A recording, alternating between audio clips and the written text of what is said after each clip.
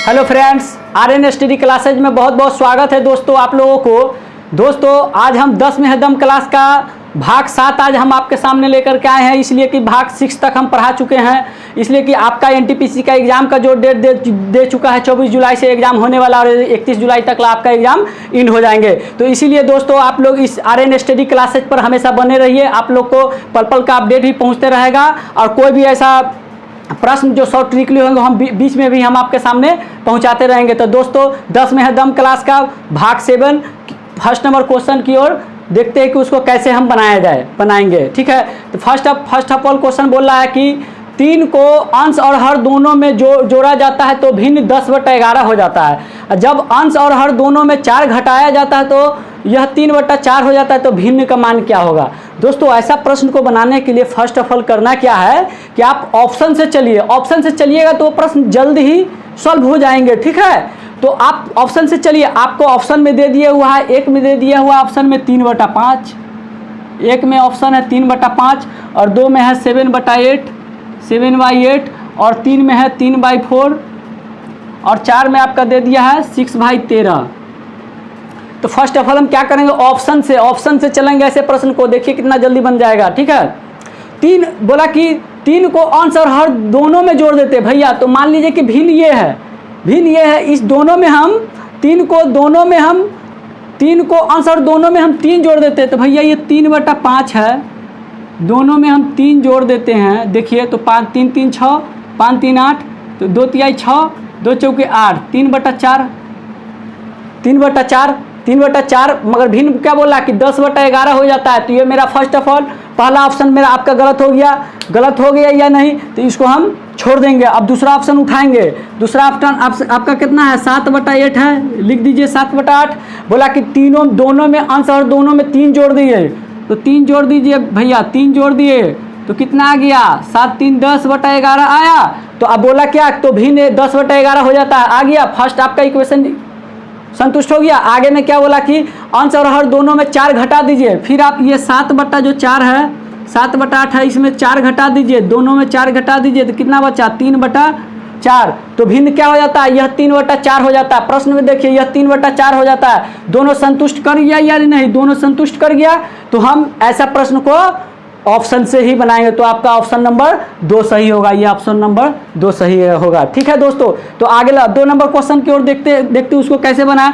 दोस्तों 10 में है दम क्लास का क्वेश्चन आप लोग हमेशा वीडियो जब अपलोड करें तो उस प्रश्न को देखिए, इसलिए कि इसमें मिसलिनियस प्रश्न है और सभी शॉर्ट ट्रिकली, कोई आपको लॉन्ग ट्रिक से हम प्रश्न को नहीं सॉल्व करेंगे, सब शॉर्ट ट्रिकली ही। ठीक है, तो 2 नंबर क्वेश्चन को देखते हैं उसको कैसे बनाए। एक कीबोर्ड को 15% और 25% की हानि पर बेचने पर उनके विक्रय मूल्य के बीच का अंतर 500 रुपया हो जाता है। अंतर हो जाता है तो कीबोर्ड का क्रय मूल्य क्या है। भैया बोला कि जो कीबोर्ड जो आपका है उसका सीपी निकालना है। तो फर्स्ट ऑफ ऑल क्या करेंगे, मान लिए कि आपका सीपी है 100। ठीक है, सीपी मान लिए कि आपका 100 है, सीपी आपका भैया 100 है। ठीक है, आगे बोलिए। बोला क्या कि 15% और 25% के हानि पर बेचने पर, भैया 15% के हानि पर बेच रहा है तो बेचेगा कितना में, आपका 100 रुपये का वस्तु है, 15% की हानि पर बेचा तो क्या 85 रुपये बेचेगा या नहीं, तो 85 रुपया आपको लिख दिए। ठीक है, आगे क्या बोला, फिर 25% की हानि पर बेचता है, फिर 25% की हानि पर, फिर 100 रुपये का वस्तु इसको 25% की हानि पर बेचेगा तो 75 रुपये में बिकेगा या नहीं बिकेगा, तो यही आपका 75 रुपया में बिका ये भी। और इसी का अंतर आपका दिया हुआ है 50 रुपया, इसी का अंतर विक्रय मूल्य का ही अंतर दिया हुआ 50 रुपया। तो बोला सीपी क्या होगा, क्या करेंगे, इसको हम माइनस करेंगे तो 85 में से 75 गया 10 तो आपका 50, तो 1 बराबर कितना हो गया 10 × 50 तो 100 सीपी निकालना है भैया 100, तो 100 बराबर 500। कोई दिक्कत, तो आपका सीपी आ गया 500। कोई एनी प्रॉब्लम। ऐसा प्रश्न को ऐसे ही बनाना है दोस्तों, बहुत ही शॉर्ट ट्रिक चलना है हम लोग के, इसलिए कि एग्जाम बहुत ही नज़दीक आ चुका है। तो ऐसा प्रश्न को ऐसे ही इसी तरह से बनाइएगा। ठीक है, तो 3 नंबर क्वेश्चन की ओर बढ़ते हैं। आज 10 में है दम क्लास का आज 7वां भाग है।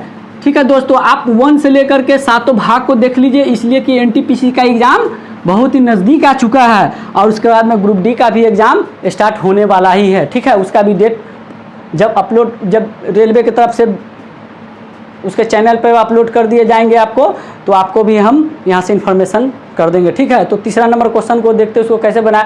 किसी वृत्त की त्रिज्या में 50% की कमी कर दी जाए तो उसका क्षेत्रफल कितना प्रतिशत कम हो जाएगा। ये बहुत बार सेट में आता है दोस्तों, ऐसे प्रश्न हमेशा माइंड पर रख लीजिए, ठीक है। एग्जाम बहुत नज़दीक है। किसी वृत्त की त्रिज्या में 50% की वृद्धि होती है तो उसका क्षेत्रफल में कितना प्रतिशत के कमी होगा, ये पूछ रहा है। ऐसा प्रश्न को हम दो तरीका से सॉल्व कर सकते हैं। एक प्रश्न को इससे पहले हम बताए होंगे, ये फार्मूला लगाने के लिए x + y + xy/100, कोई दिक्कत। मान लीजिए कि आपका x और y का वैल्यू 50 ही है, दोनों में कमी हो रहा है भैया, कमी हो रहा है तो माइनस लिख दीजिए, कुछ नहीं कीजिए, ठीक है। और यहाँ लिख दीजिए -50 - 50/100, कोई दिक्कत, ठीक है। तो ये माइनस माइनस कितना हो जाएगा आपका 100, ठीक है। यहाँ पे कट जाएगा 50 दूनी, ये माइनस कैंसिल हो गया, ये 2 तो 50 25 भैया कितना आ गया घट के 75% आ गया। ये नहीं आपका माइनस का सीन कमी का बता रहा है, ये आपका क्षेत्रफल में 75% की कमी। कोई दिक्कत, कोई डाउट? ऐसा प्रश्न बहुत बार ही आता है, ठीक है। हर सेट में आपको ऐसा प्रश्न आपको मिलेंगे और एग्जाम में भी आते ही ऐसा प्रश्न। तो 75% कमी अगर ऐसे आपको नहीं करना है तो एक और ट्रिक हम आपको बता रहे हैं, उसको कैसे बनाइएगा ये देखिए। बहुत ही मज़ेदार, बहुत ही शानदार प्रश्न था ये, ठीक है। आप लोग हमेशा घबराइए नहीं, हम बहुत ही 100 ट्रिक्स चाहेंगे कि आपके सामने हम बताएं आपको। तो फर्स्ट ऑफ ऑल इसको क्या करना है कि किसी त्रिज्या में 50% की कमी हो जाती है तो भैया पहले मान लो कि आपका त्रिज्या है r बराबर है 100, कोई दिक्कत।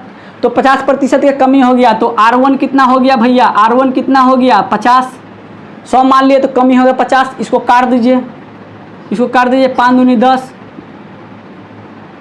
ठीक है। 2:1 हुआ, 2:1 हुआ या नहीं। आगे देखिए तो बोल रहा है उसका क्षेत्रफल में कितना कमी होगा। भैया वृत्त का क्षेत्रफल क्या होता है आप लोग जानते हैं, πr² होता है या नहीं। आपको इससे बहस नहीं, सिर्फ ये r² है तो इसको आप क्षेत्रफल निकाल दीजिए। इसका एरिया क्या हो जाएगा, इसका एरिया क्या हो जाएगा 2 दूनी 4, फिर इसका एरिया कितना हो जाएगा 1 एकम 1, कोई दिक्कत, कोई डाउट, कोई एनी प्रॉब्लम। 4 हो गया, ठीक है। आगे बढ़े। तब इसमें क्या कर रहा है तो उसके क्षेत्रफल में कितना प्रतिशत के कमी आएगा। भैया पहले देखिए 4 था, अब हो गया 1, तो आपका कितना कमी हुआ, इसमें कितना के कमी हुआ, क्षेत्रफल में 3 के कमी हुआ। पहले था 4, आ गया 1, और किस में 4 में आपका कमी, टोटल 4 में कमी हुआ 3 का, तो 100 में कितना 25 चौके 100, 25 3 75, कोई दिक्कत, कोई एनी प्रॉब्लम, सब क्लियर है। आगे बढ़े तो 4 नंबर क्वेश्चन को देखते हुए उसको कैसे हम बनाएं। इस प्रश्न को अपने कॉपी में नोट करते चलिए, टाइम नहीं है, टाइम बहुत ही नज़दीक आ चुका है एग्जाम का, ठीक है। हमेशा कम से कम 8 घंटा स्टडी कीजिए, इसलिए कि बहुत ही नज़दीक आ चुका है एग्ज़ाम आपके सामने। और सब जितना भी अभी जो लास्ट NTPC का जो एग्ज़ाम है ये हो सकता है तो सबको अपना होम स्टेट में ही एग्ज़ाम ले, नहीं तो कुछ बच्चों को इधर भी यानी अदर स्टेट में भी ले सकता है, ठीक है। तो 4 नंबर क्वेश्चन की ओर देखते हैं उसको कैसे बनाएं। बहुत ही मज़ेदार प्रश्न है ये 4 नंबर। आप पेन उठाइए, बस 10 सेकंड में इसको बना दीजिए। देखिए यदि आयत की लंबाई 20% बढ़ा दिया जाए और चौड़ाई भी बोला कि 20% कम कर दिया जाए तो इसके क्षेत्रफल में कितना प्रतिशत की कमी होगा। ऐसा प्रश्न को कैसे बनाएंगे दोस्तों, ऐसा प्रश्न को हमेशा माइंड में याद रखना। जब क्षेत्रफल में कमी और वृद्धि के चर्चा रहे, प्रतिशत सेम रहे, क्षेत्रफल में कमी और वृद्धि के चर्चा रहे, सिर्फ उसका स्क्वायर करके बाई 100 कर देना है, कोई प्रॉब्लम। यानी जब प्रतिशत सेम रहे तो इसका प्रतिशत कितना है भैया, देखिए आपका 20% की वृद्धि हुई, 20% की वृद्धि और 20% की कमी। परसेंट जब सेम रहे, प्रतिशत जब सेम रहे, इसको क्या करना है, इसको स्क्वायर करके बाई 100 कर देना, हमेशा कमी ही होता है, ठीक है। तो कितना आ जाएगा 20 का स्क्वायर बाई 100, कोई दिक्कत, 20 विषैया 400 बाई 100 कितना हो जाएगा 4% कमी। ऐसा प्रश्न में हमेशा आपका कमी में ही आंसर आएगा, कोई दिक्कत, कोई एनी डाउट। आगे बढ़े, 5 नंबर क्वेश्चन को बनाए। बहुत ही मज़ेदार, बहुत ही बेहतरीन प्रश्न हम आपको 10 में दम क्लास में लेकर के आए हैं दोस्तों। 10 में दम क्लास को मिस नहीं कीजिए, बहुत ही महत्वपूर्ण प्रश्न हम इसमें सेट करते हैं आप लोग के लिए, इसलिए कि एग्ज़ाम जो बहुत ही नज़दीक आ चुका है, इसीलिए हम भी मेहनत कर रहे हैं। और दोस्तों आप एक भाई के हिसाब से आप भी मेहनत कीजिए, एक फ्रेंड के अनुसार सोचिए कि हम एक फ्रेंड के नाते पढ़ा रहे हैं, आप भी फ्रेंड की तरह आप भी मेहनत कीजिए, सफल होइएगा तो दुनिया आपका बारे में चर्चा करेगा, नहीं तो हर जगह आपका बुराई करेगा। ठीक है, तो दोस्तों हम 5 नंबर क्वेश्चन की ओर बढ़ते हैं, इसको कैसे बनाएं। 5 नंबर क्वेश्चन में क्या कह रहा है, प्रश्न को देखिए। एक परीक्षा में उत्तीर्ण होने के लिए 40% भैया अंक किसी को चाहिए। एक छात्र ने 178 अंक प्राप्त किया और 22 अंकों से अनुत्तीर्ण हो गया, यानी फेल हो गया। वो 178 अंक लाया और 22 अंकों से वो फेल हो गया, तो परीक्षा में कुल प्राप्तांक कितना है, यही तो पूछ रहा है। एक परीक्षार्थी को 40% अंक लाना है भाई, 40% लाना है, तो फर्स्ट ऑफ ऑल लिख दीजिए कि 40% लाना है, इसको बराबर कर दीजिए। अब बोला 178 अंक प्राप्त किया, 178 अंक प्राप्त किया, अब 22 अंकों से भैया वो फेल हो गया, 22 अंकों से फेल हो गया तो उसको पास करा दीजिए, आप पास करा दीजिए इसको। ठीक है, तो 40% ये बराबर कितना हो गया, ये 40% बराबर 8 2 10 7 3 9 1 10, 40% बराबर 200, तो 1% बराबर क्या, बहुत बेसिक हम बता रहे हैं दोस्तों, 1% बराबर क्या हो जाएगा, 40 पंचे 200 होगा, ये 40 पंचे 200, 1% बराबर ये 40 पंचे 200, तो 100% बराबर क्या, बल कुल प्राप्तांक पूछ रहा है, टोटल अपने में होता है 100% होता है या नहीं, तो सिर्फ 100% बराबर क्या, सिर्फ 500, तो आपका टोटल पूर्णांक भैया 500 के होंगे प्राप्तांक टोटल। कोई दिक्कत, कोई एनी डाउट, ऐसे प्रश्न को चुटकी में ही बनाना सॉल्व सीखेंगे हम लोग। ठीक है, 6 नंबर क्वेश्चन की ओर बढ़ें, तो देखिए 6 नंबर क्वेश्चन को कैसे बनाएं हम।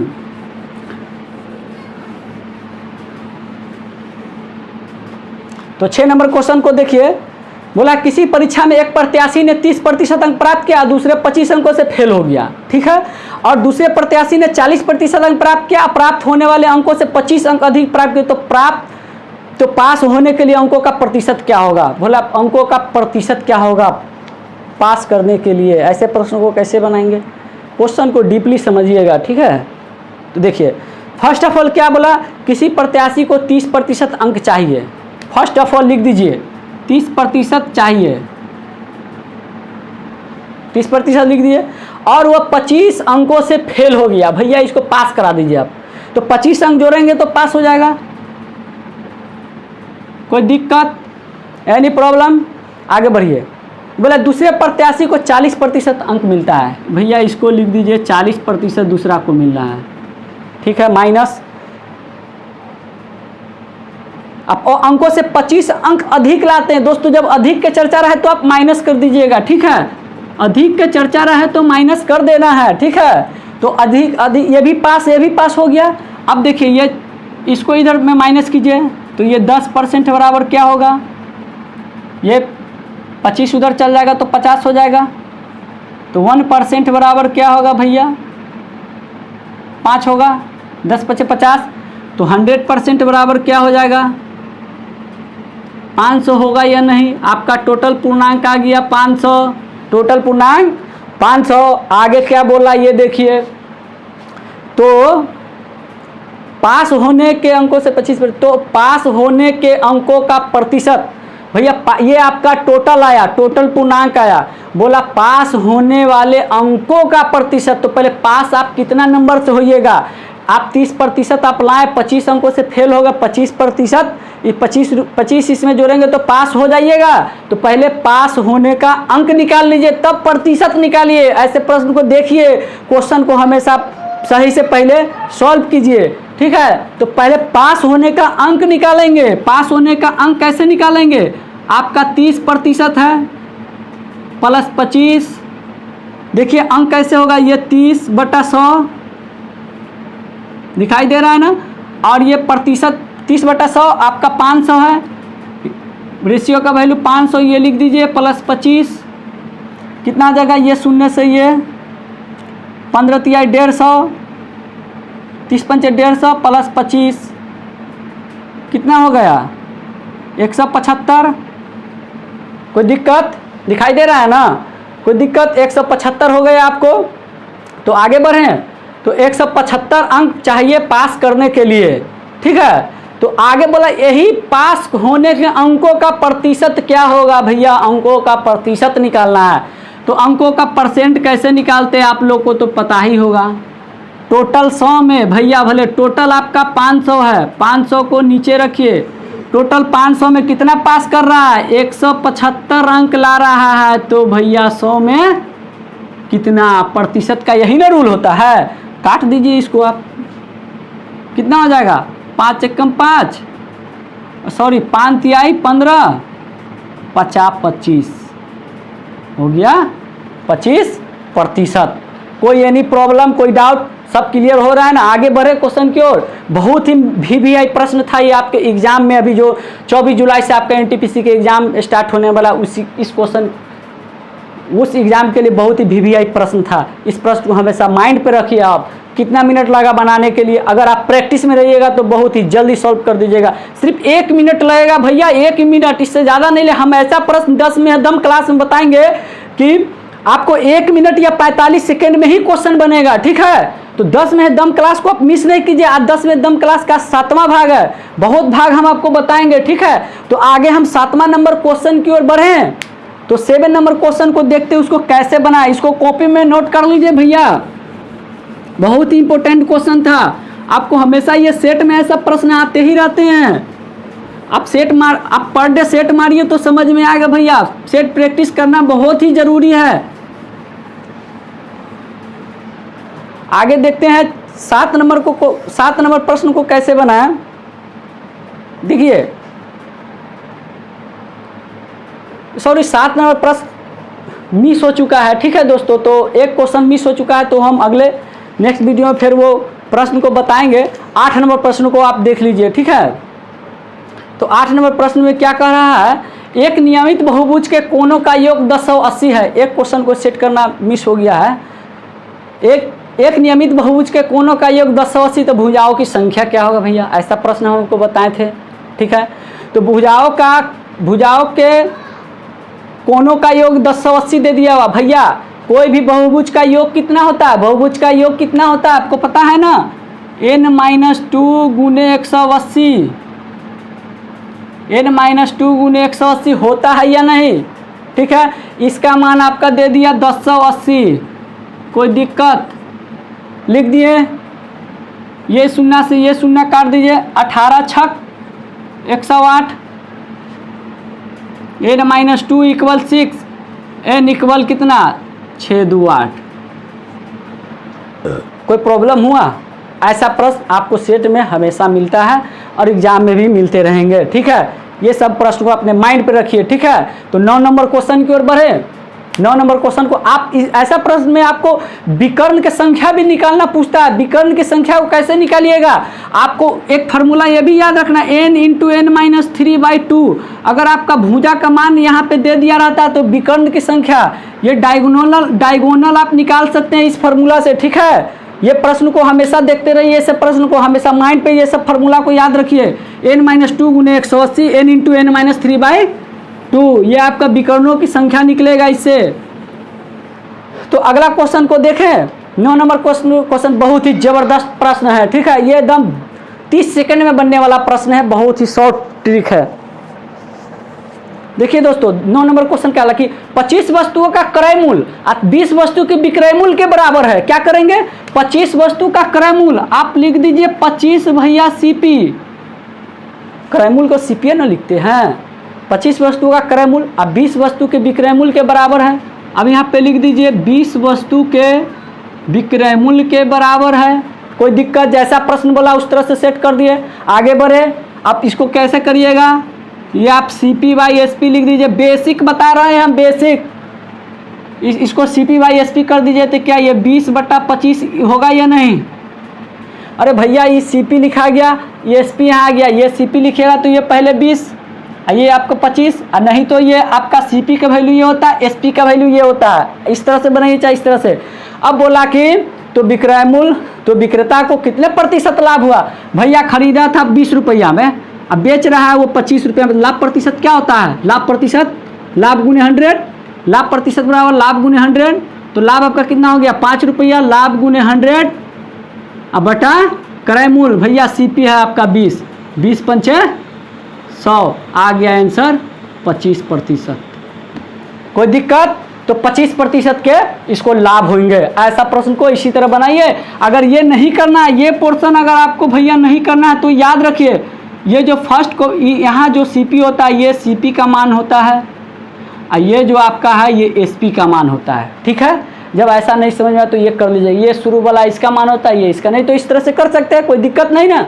आगे बढ़े, 10 में है दम क्लास का 10वां नंबर क्वेश्चन को देखें। एक क्वेश्चन मिस हो गया है, ठीक है दोस्तों, तो 10 नंबर क्वेश्चन को देखते हैं। ऐसे आप इसको 9 नंबर ही क्वेश्चन कह सकते हैं, ठीक है। तो लास्ट प्रश्न को देखते हैं उसको कैसे हम बनाएं। बोला यदि 10x² x minus 9 tan² x equal 13 है तो x का वैल्यू क्या होगा। ठीक है, बोला भैया पहले लिख दीजिए आप, बोला 10 sec² x 10 sec² x minus 9 tan² x 9 tan² x। बोला भैया इसका बराबर 13 में है, एक बराबर 13 है, कोई दिक्कत। इसका 13 बराबर 13 है तो इसका वैल्यू क्या हो ये पूछ रहा है। आपका ऑप्शन में दे दिया हुआ एक 60 डिग्री दे दिया हुआ है, एक फर्स्ट ऑफ ऑल ए में दे दिया हुआ है 60 डिग्री, ठीक है, बी में दे दिया हुआ है 30 डिग्री, सी में दे दिया हुआ है आपका 90 डिग्री, ठीक है, डी में भी है। तो आप ऐसे प्रश्न को कैसे बनाइएगा। फर्स्ट ऑफ ऑल इसको करना क्या है, आप यहाँ से भी आप इसको तोड़ करके sec² का वैल्यू है तो 1 माइनस tan² होता है, sec² बराबर 1 प्लस tan², सॉरी sec² बराबर 1 प्लस tan² भी धर के इसको मान रख के बना सकते हैं। ऑप्शन से जाना चाहते हैं तो ऑप्शन से भी हम चेक करके आपको बता देते हैं। भैया फर्स्ट ऑफ ऑल हम मान रखते हैं कि संतुष्ट 13 हमको करना है, ऑप्शन से चलते हैं, sec 60 के मान रख कर देखते हैं x के सामने x का वैल्यू, ठीक है, संतुष्ट करता है या समीकरण नहीं। तो भैया हम sec के जगह फर्स्ट ऑफ ऑल इसको अगर x इक्वल ले रहे हैं 60 डिग्री, x इक्वल 60 डिग्री ले रहे हैं तो कितना हो जाएगा 10 sec² 60 माइनस 9 tan² 60। हमको 13 लाना है भैया, कोई दिक्कत। क्या 13 वहाँ पे है, इसको छोड़ दीजिए। आप बताइए sec 60 का वैल्यू कितना होता है, sec 60 का वैल्यू कितना होता है। sec 60 का वैल्यू भैया 2 होता है, sec 60 का वैल्यू, इसलिए कि cos 60 का वैल्यू आपका होता है 1/2, तो cos के उल्टा sec होता है तो 2 हुआ, ठीक है। तो यहाँ पे 10 लिख दीजिए, और sec 60 का वैल्यू 2 होता है तो होल स्क्वायर माइनस 9, और tan 60 का वैल्यू कितना होता है, √3 होता है। tan 60 का वैल्यू √3 होता है या नहीं, तो यहाँ पे आप √3 लिख लीजिए और इसका स्क्वायर कर दीजिए, ठीक है। आगे बढ़ें, tan 60 का वैल्यू √3, तो ये कितना हो जाएगा, 10 चौके 40 होगा, 2 दूनी 4, आइए आपका कितना हो जाएगा 9 3 27 होगा। भैया इसको घटाइए, कितना बचेगा, 13 आ गया। आपका समीकरण ऊपर का संतुष्ट कर गया, 13 आया या नहीं, बताइए 13 आ गया ना। तो ऐसा प्रश्न को कोशिश करिए कि आप ऑप्शन के अनुसार से चलिए, ठीक है, ये बहुत ही जल्दी बन जाएगा ऐसे प्रश्न। अगर ऑप्शन से नहीं जाना है तो ये भी एक देख लीजिए क्लू, इसको कैसे फिर बनाएंगे, ठीक है। अगर विदाउट ऑप्शन से जाना है हमको, उसको कैसे बनाना है ये देखिए। तो फर्स्ट ऑफ ऑल इसको क्या करना है दोस्तों, इस 10 के 10 लिख दीजिए, ठीक है।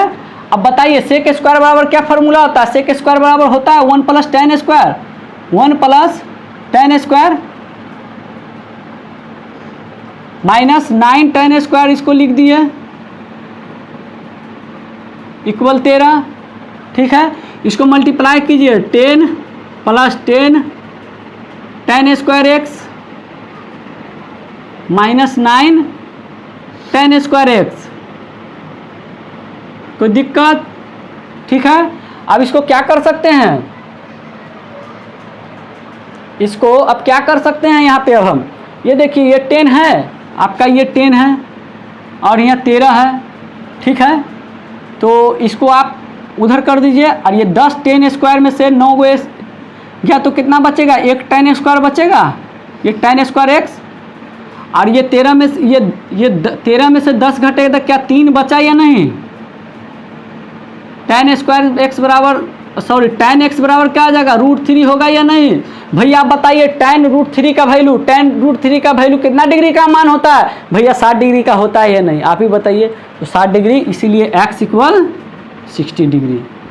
tan 60 डिग्री का वैल्यू आपका √3 होता है। तो ऐसा प्रश्न को इस तरह से आप बनाइए, नहीं तो होता है कि आप ऑप्शन के अनुसार से भी बना सकते हैं। तो दोस्तों आप लोग से रिक्वेस्ट है कि आप बहुत अच्छे से तैयारी कीजिए, इसलिए कि 7th फेज का एग्ज़ाम का डेट दे चुका है, आप CTV इंस्टीमेशन चेक कर सकते हैं। तो दोस्तों घबराना नहीं है, बहुत ही जितना भी वीडियो अपलोड हम कर दिए 10 में है दम क्लास का, चाहे टाइम एंड वर्क का, पाइप सिस्टम का, और उसके बाद में टाइम डिस्टेंस पढ़ाएंगे, उसके बाद में रेल पढ़ाएंगे, ठीक है। ये सब प्रश्न को भी आपको बनाना हमको सिखाना है, इसलिए कि एग्ज़ाम बहुत ही नज़दीक आ चुका है। तो दोस्तों आप लोग जितना भी प्रश्न को अपलोड कर चुके हैं वीडियो को, सभी वीडियो पर जा कर के लिंक से भी वहाँ आप देख सकते हैं, चाहे RN स्टडी क्लासेज लिख करके वहाँ से सर्च बॉक्स से आप ले करके वहाँ से भी देख सकते हैं। तो दोस्तों फिर 10 में है दम क्लास का भाग 8 लेकर के हम नेक्स्ट वीडियो में आपके सामने मिलते हैं।